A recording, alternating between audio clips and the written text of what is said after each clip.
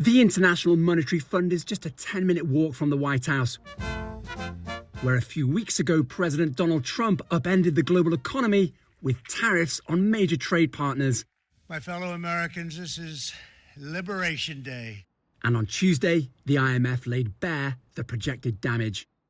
In January, right before Donald Trump became US president again, the IMF thought that the world economy would grow by 3.3% during the course of 2025.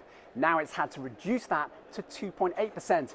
Yes, it's only 0.5%, and that growth is still reasonable. But the havoc wreaked by Trump's tariffs equates to trillions of dollars in lost economic output. And rarely has an institution like the IMF had to tear up its predictions based on the actions of just one person. And it's worse for some of Washington's most important trade partners. Mexico's economy now forecasts to contract when in January just under 1.5% growth was on the cards. For Canada, more than 0.5% shaved off, with a similar downward revision for China. And the US has inflicted some self-harm, growth downgraded by nearly a full percentage point to 1.8% compared to 2.7%. And it doesn't stop there for the US as it reels from major stock market turmoil in the wake of Trump's tariffs. The risk of a recession happening in the US has an increased risk.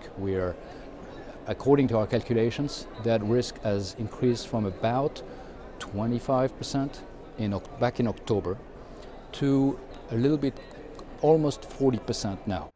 Delegates attending the joint IMF and World Bank spring meetings are trying to make sense of what some consider to be nothing short of a complete reordering of the global trade system.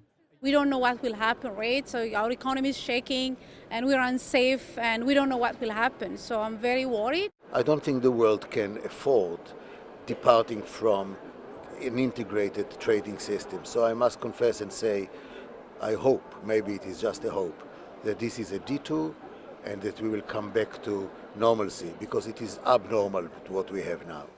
And the IMF is also worried about how the US central bank navigates the inflationary pressures tariffs can create by hampering supplies, just as it's largely resolved the inflation crisis triggered by the COVID-19 pandemic. What we see is in the US is the tariffs acting as a supply shock.